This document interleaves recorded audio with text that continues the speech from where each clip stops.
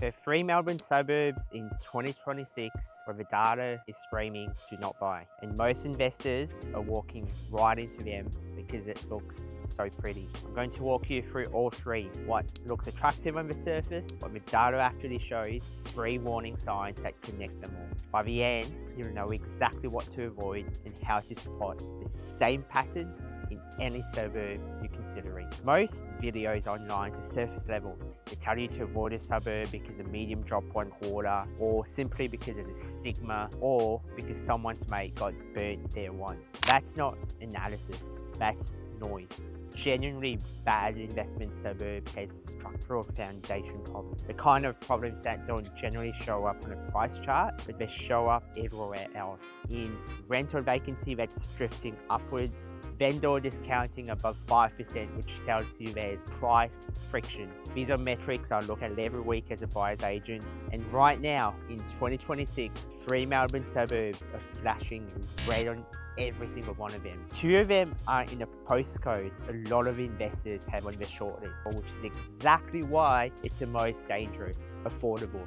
Let's start with the first. Cobblebank, postcode 3338. Median house price, $698,000. On the surface, Cobblebank looks like a place to be. It's a future activity centre for its corridor. There's a $900 million plus public hospital being built right now. There's a metro rail upgrade coming through. Most investors look at that mix and think they're getting in early on the next big thing. I think you're getting in on an early problem. 3 reasons. Reason 1, the affordability is broken. Years to own in Cobblebank sit at 47.5 years. That's a number of years a medium household would need to fully own the medium property at the current interest rates. The median house price is $77,000, and trying to service a $700K property at a 4.35% cash rate. Your borrowing capacity becomes stretched, and this is where price friction will hold growth back. That doesn't support the kind of demand sustained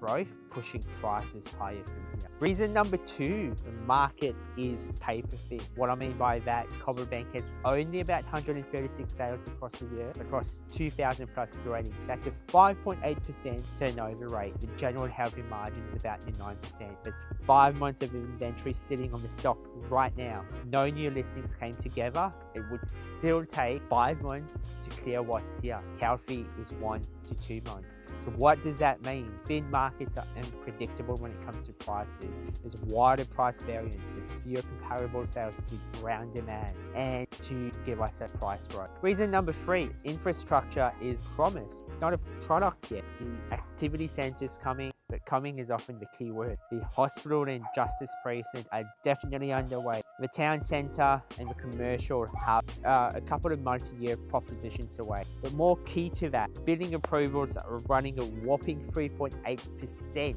with homes staggered across stage releases. The surrounding amenity that makes those homes valuable to live in are simply not there yet. Infrastructure promises move headlines. Infrastructure delivery does the opposite, it moves prices upwards. Cobblebank is at the earlier infancy stage. The math might not work today. The catalyst that's supposed to make it work is at least 3 to 5 years from being delivered. So from an opportunity cost of spending your money, there are better infrastructure-led corridors that are driving demand in motion. Fraser's Rise, postcode 3336, median house price $720K. This is one of the most deceptive of the 3. The headline numbers actually look strong. Recent price growth was 14.28%, median household income just under $2,000 a week. Your ERSAT, whopping 8. Middle class profession. On paper, you'd circle this, tick, tick, tick. But dig one layer down, the data tells a completely different story. Reason number 1, simple. The rental market is broken. The vacancy rate in Fraser's Rise sits at 5.71%, going on to 6%. Means roughly 1 in 17 rental properties is sitting empty. For an investor at this rate, it's a vacancy lost in rent every single market that your property sits on market. 2 months vacant wipes out half a year's yield. The rental market is screaming that supply has outstrip demand here. And with 229 building approvals adding to another 2.6 rolling stock, the pressure isn't easing anytime soon. Reason 2, the growth is misleading. That headline of 14.28% one-year jump is not new growth. For 2024, prices was going backwards, minus 4.19%.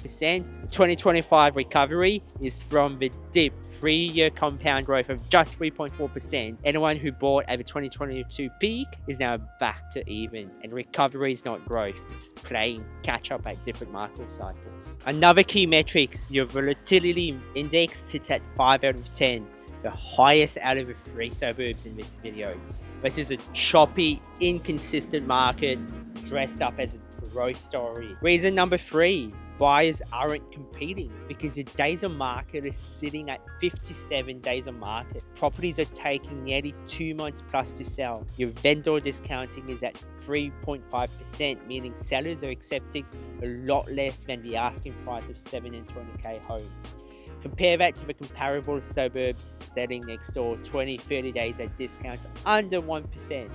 When days on market drift this high in an URSAD 8 suburb with a high household income, it tells you the price has outrun the demand. Buyers aren't competing, they're negotiating for the wrong reason. Wait for vacancy to come back under 3% before you commit any capital here. And the supply side is adding to the problem. In the real estate lingo, they say location, location, location. In our lingo, we see this as supply, supply, supply, the enemy of capital growth, is bringing your growth backwards.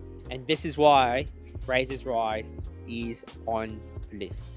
Number 3, we've used postcode 3338, median house price cheap at 634,000. This is the cheapest of the 3 and probably the one most investors gravitate to, because at 634k it feels like the entry point most people can actually afford for. Cheap, pretty, dumpster. But this one has a worse structural problem of all 3. Reason number 1, vendor discounting is fundamentally flawed. 6.8% in reviews on a property at 634,000. Sellers are accepting around 38,000 less than what they asked for. When vendors discounting goes in that number, it's not a one-off, it's structural, it's flawed. The sticker price is a fiction here. The real price is whatever the buyer ends up negotiating it down to is what it would sell. Markets where the asking price is regular / buy greater than 6% are markets where buyers have leverage and sellers are stuck. But do not use this for your advantage. Reason number 2, the demographics don't support growth. We've got a lowered URSAD, a lower socioeconomic profile of all 3 suburbs in this video. The bottom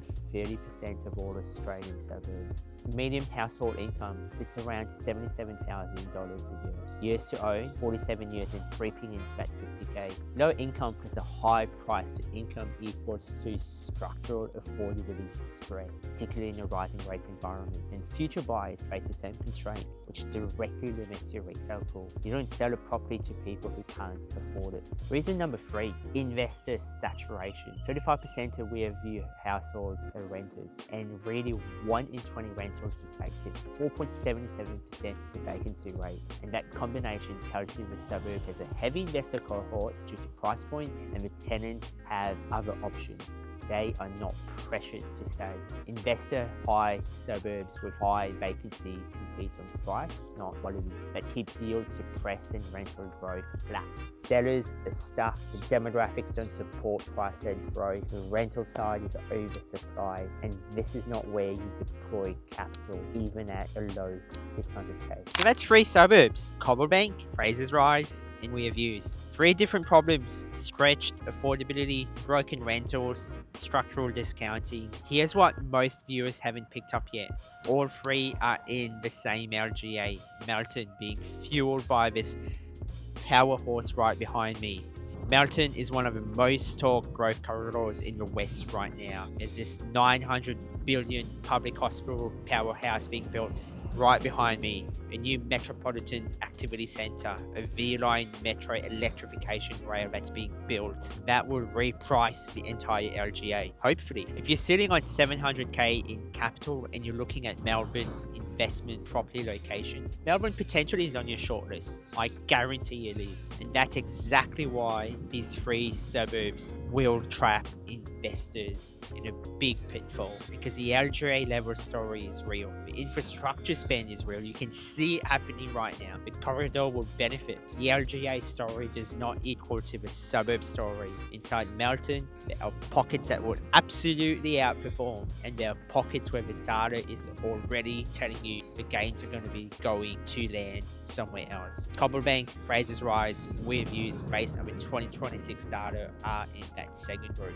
down in the capital growth coffin. Now, let me give you something a lot more useful than just 3 suburbs to avoid, because that doesn't teach you the patterns to look out for. The pattern that ties the 3 together is something that you can use to analyze and reject any suburb anywhere in Australia. 3 warning signs. Warning sign number 1, you've got rising stock without rising demand. Watch listings volume relative to sales volumes. If listings are climbing while clearance rates and sales are stable or falling, price data hasn't caught up yet, but it will. By the time the median starts dropping, you've already lost 3 to 6 months. The leading indicator is days on market drifting up. Anywhere past 50 days in a previously hot suburb is a flag. Past 60 days is a warning. Stay away. Warning sign 2, higher rental ratios with no true occupier demand coming in. Owner-occupiers drive at price growth, particularly in the market that we're moving into. Renters will drive a yield. They're different markets. If a suburb is sitting at 70-80% renters and that ratio hasn't shifted in the past 5 years, you're investing in a yield play that depends on the yield holding up. The moment vacancy ticks up like Fraser's Rise has done, your investment thesis collapses. You want suburbs where the owner-occupier ratio is climbing and not stagnant. That means schools are improving, families are moving in, and renters are slowly becoming buyers over time.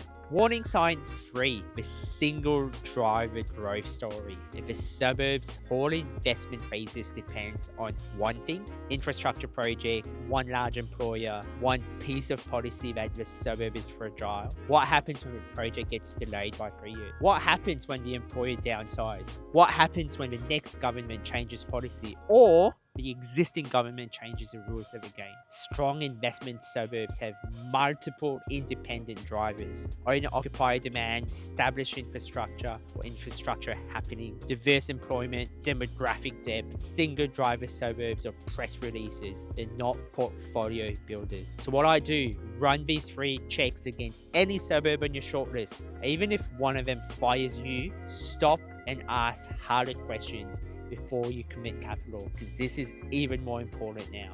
Look, I'm not here to scare you off. You can hear the alarm bells ringing from Cobblebank station. I'm here to make sure when you put down 650k to 700k, you're putting it in the right place that is going to give you sustained growth over a long time. Within the Melbourne LGA, not every suburb carries these problems. There are pockets with tighter vacancy, stronger owner-occupier ratio, lower discounting, and infrastructure that's already historically delivered, not promised. The difference between a good Melbourne buy and a bad one comes down entirely to which suburb, which postcode, which street. And outside of Melbourne, there are other corridors of Melbourne, particularly in the north and the southeast, where the fundamentals are pointing the other direction. We've got a full video on which suburbs are about to boom in 2026 or redirect its growth, and it pairs directly with this one. I linked it above. If you're sitting on capital right now and you've got a short list of suburbs and you're second guessing 1 or 2 of them, that instinct is worth listening to, particularly in a changing market where we seek a lot more certainty. Bring your short list. Let's unpack them one step at a time in the same framework that I use. We'd cut the bullshit. We'd think where the better opportunity sits. Potentially a little bit of a yield play if this is a new strategy to pivot into. But of course, subscribe if you want a new suburb deep dive every week. And if there is a specific corridor you want me to cover next time, drop it in the comments. And of course, I'll see you in the next one.